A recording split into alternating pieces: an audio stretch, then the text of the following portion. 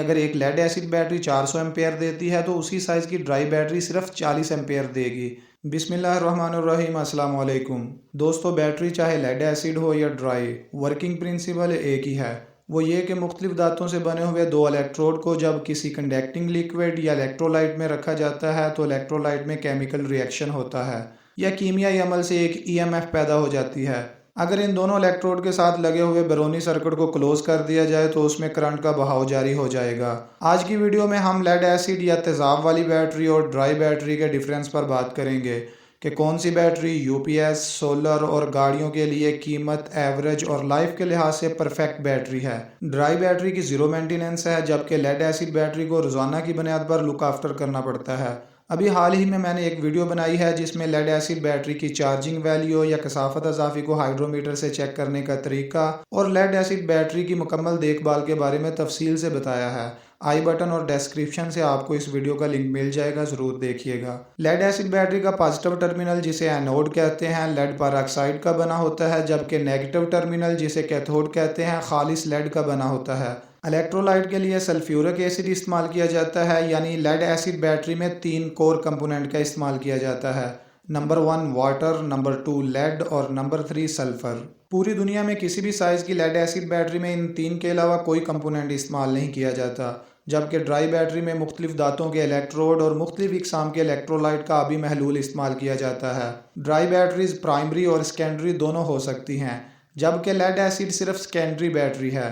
Primary battery को एक दफ़ा डिस्चार्ज होने के बाद दोबारा चार्ज नहीं किया जा सकता, जबकि सेकेंडरी बैटरी को रिचार्ज किया जा सकता है। ड्राई बैटरीज की मुख्तलिफ इकसाम और इनमें इस्तेमाल होने वाली धातुओं पर मैं अलग से एक वीडियो बनाऊंगा। अगर इधर बयान करने लग गया तो वीडियो लंबी हो जाएगी। एक मुकम्मल तौर पर चार्जशुदा लेड एसिड बैटरी की मुस्बत प्लेटों पर लेड पेरोक्साइड और मनफी प्लेटों पर खालिस लेड एक्टिव मटीरियल होता है और वाटर प्लस सल्फर इलेक्ट्रोलाइट की शक्ल में होता है। जब हम बैटरी के साथ लोड लगाते हैं तो बैटरी डिस्चार्ज होना शुरू हो जाती है, जिसकी वजह से इलेक्ट्रोलाइट में मौजूद सल्फर या एसिड बैटरी की दोनों साइडों पर ट्रांसफर हो जाता है। आप कह सकते हैं कि एसिड मुस्बत और मनफी प्लेटों में चला गया है। हाइड्रोमीटर लेड एसिड बैटरी में बहुत अच्छे से और एक्यूरेट बता सकता है कि बैटरी का चार्ज स्टेटस क्या है, जबकि ड्राई बैटरीज में यह सहूलत मौजूद नहीं है। एक मुकम्मल तौर पर डिस्चार्ज शुदा बैटरी में सल्फर पानी से निकलकर प्लेटों में आ जाता है, जिससे दोनों प्लेटें लेड सल्फेट बन जाती हैं। जब बैटरी को चार्ज किया जाता है तो सल्फर प्लेटों से वापस पानी में जाना शुरू हो जाता है।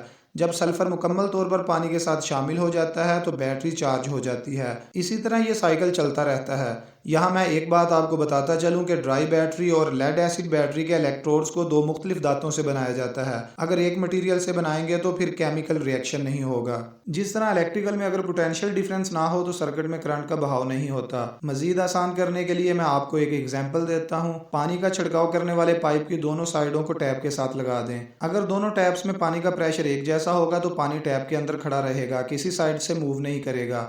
अगर एक टैप से पानी का प्रेशर बढ़ा दें और दूसरी साइड से कम कर दें तो पानी कम प्रेशर वाली साइड की तरफ हरकत करेगा। इसी तरह बैटरीज में केमिकल रिएक्शन के लिए एनोड और कैथोड या मुस्बत और मनफी प्लेटों को अलग अलग मटेरियल से बनाया जाता है। यहाँ मैंने एनोड और कैथोड या मुस्बत और मनफी प्लेटों का जिक्र इसलिए किया है कि मुस्बत प्लेटें एनोड के साथ और मनफी प्लेटें कैथोड के साथ सीरीज में जुड़ी होती हैं। इन प्लेटों को इलेक्ट्रिक सेल्स भी कहते हैं। इलेक्ट्रिक सेल्स ऐसे आलात होते हैं जिनमें कीमियाई तवानाई इलेक्ट्रिकल तवानाई में तब्दील हो जाती है। लेड एसिड बैटरी में एक सेल 2 वोल्ट का होता है। इसी तरह जब 6 सेल्स को सीरीज में जोड़ा जाता है तो 12 वोल्ट की एक लेड एसिड बैटरी बनती है। सेल या प्लेटों का साइज कोई भी हो, लेड एसिड बैटरी का एक सेल 2 वोल्ट का ही होता है, जबकि ड्राई बैटरी में एक सेल 1.5 वोल्ट का होता है। जब 6 सेल्स को सीरीज में जोड़ा जाता है तो 9 वोल्ट की एक ड्राई बैटरी बनती है। प्लेटों के साइज को बड़ा छोटा करने से वोल्टेज में कोई फर्क नहीं पड़ता, सिर्फ एम्पेयर तब्दील होते हैं। अक्सर आप कहते हैं कि लेड एसिड बैटरी की कैपेसिटी एवरेज कम हो गई है और चार्जिंग टाइम बढ़ गया है। उसकी वजह यह होती है कि बार बार चार्ज और डिस्चार्ज या केमिकल रिएक्शन की वजह से प्लेटें कमज़ोर होना शुरू हो जाती हैं। इसके अलावा गर्मी, एम्प्योरिटी और स्ट्रेस का असर भी पड़ता है, जिसकी वजह से प्लेटें टूटना शुरू हो जाती हैं। इसी वजह से प्लेटों के नीचे थोड़ी जगह खाली छोड़ी जाती है ताकि किसी किस्म का कोई शार्ट सर्किट ना हो। लेड एसिड बैटरी को सरफेस चार्ज के लिए बनाया जाता है। सरफेस चार्ज का मतलब यह है कि ये बहुत हाई चार्ज दे सकती है। आम अल्फाज में एक गाड़ी को स्टार्ट करने के लिए ये 400 एम्पेयर का एक झटका दे सकती है। आप खुद हिसाब लगा लें 400 एम्पेयर 12 वोल्ट पर कितना होगा। ये बहुत बड़ी बात है, इसको समझिए।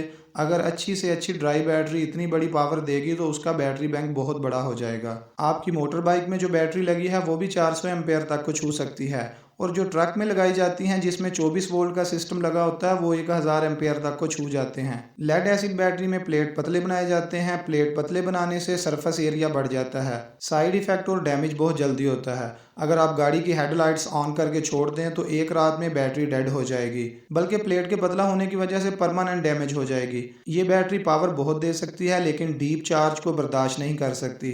जीरो चार्ज से जब चार्जिंग शुरू करेंगे तो प्लेटें पतला होने की वजह से डैमेज हो जाएंगी। यही इसका सबसे बड़ा नुकसान है। लेड एसिड बैटरी को दोबारा चार्ज करने के लिए इसमें कम से कम 30% चार्जिंग होनी चाहिए। अगर गाड़ी को स्टार्ट करने के लिए 300 या 400 एम्पेयर का झटका चाहिए तो लेड एसिड बैटरी आसानी से 400 एम्पेयर का झटका देगी।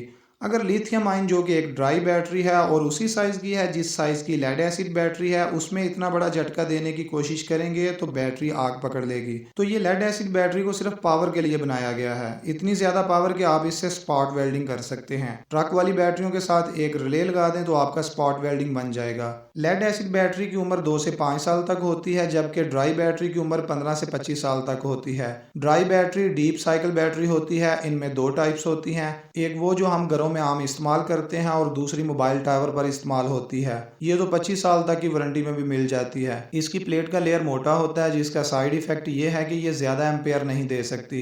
यानी अगर एक लेड एसिड बैटरी 400 एम्पेयर देती है तो उसी साइज़ की ड्राई बैटरी सिर्फ 40 एम्पेयर देगी, लेकिन ये 40 एम्पेयर आपको ज़्यादा टाइम के लिए मिलेंगे।